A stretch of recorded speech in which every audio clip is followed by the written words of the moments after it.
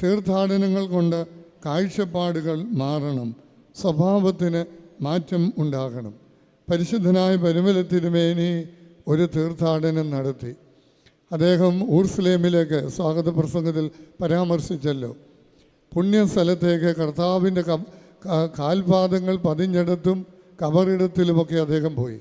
അദ്ദേഹം കർത്താവിൻ്റെ കബറുകൾ ചെന്ന് വാവിട്ട് നിലവിളിക്കുന്ന ഒരു പരിശുദ്ധ പരിമല തിരുമേനിയെ ആണ് ഗ്രന്ഥത്തിൽ കാണുവാൻ കഴിയുന്നത്. വാസ്തവത്തിൽ അദ്ദേഹം അവിടെ കരഞ്ഞുകൊണ്ട് നടത്തിയ ആ സമയത്തെക്കുറിച്ചുള്ള വർണ്ണന വായിക്കുന്നവരുടെ കണ്ണും നിറയുന്നതായിരുന്നു. തീർത്ഥാടനങ്ങൾ അനുതാപത്തിലേക്ക് നമ്മെ നയിക്കണം. അവരവരുടെ ഉള്ളിലേക്ക് നയിക്കുവാൻ തീർത്ഥാടനങ്ങൾ ഒരു മുഖാന്തരമായി തീരണം.